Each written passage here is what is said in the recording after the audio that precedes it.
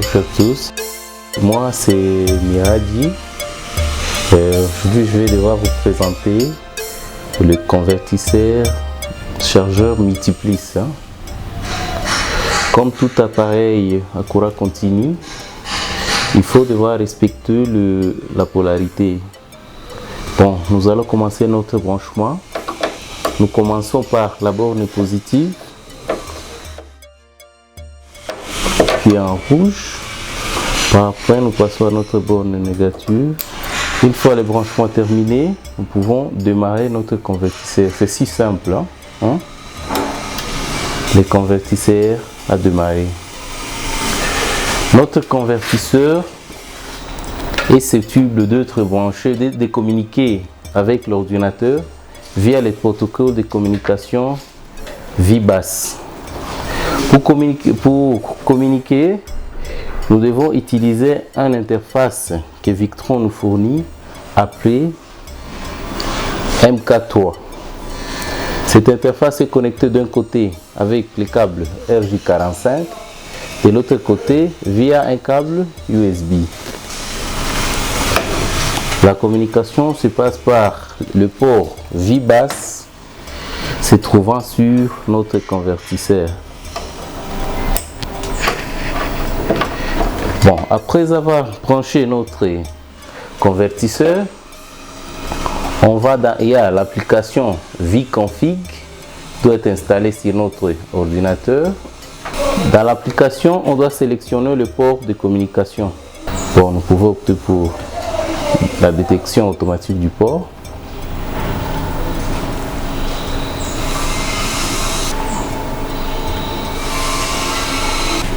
Dans cette application, nous avons la possibilité de voir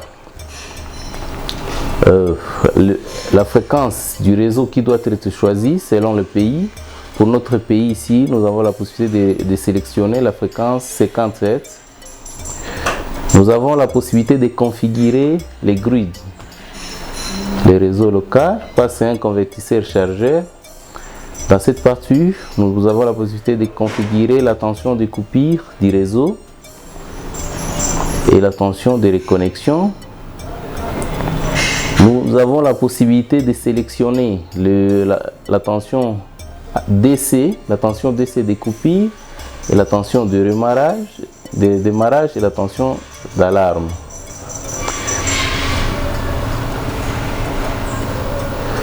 Nous avons la possibilité de sélectionner le type de batterie. Je pense, à part ça, nous avons aussi la possibilité de voir en plein écran tout ce qu'on venait de dire là. Nous avons aussi la possibilité de revoir la configuration avec son smartphone, brancher seulement à une interface OTJ. Au lieu de brancher le USB sur l'ordinateur, là on le branche sur l'OTJ du téléphone.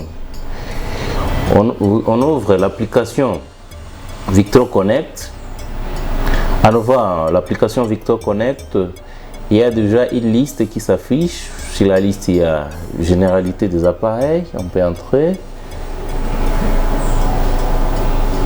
Sur généralité, on a la possibilité de voir la fréquence, le courant du chargeur, le moniteur de batterie et l'état des charges. Pour configurer les réseaux, nous avons la possibilité de configurer le plage de fréquence, la tension de coupure, la tension de coupure au voltage et la tension de coupure basse tension. Nous avons la possibilité de voir la partie ondulaire. De la partie ondulaire, c'est là où on configure les courants de charge, la tension flotte et la tension absorption.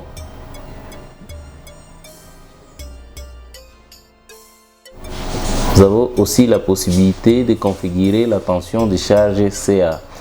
Quand on parle de la tension de charge CA, c'est la tension à laquelle on peut connecter et disconnecter une certaine charge selon la configuration voulue. La même version sur la machine, nous avons la possibilité de le voir sur notre smartphone. On a une version détaillée sur smartphone comme on le voit sur notre ordinateur. On a la possibilité de voir la tension du réseau, les courants de charge, la tension de sortie de notre convertisseur et les courants sur la sortie charge, la sortie du courant de la charge qui est branchée sur notre convertisseur. On a la possibilité de voir les state of charge,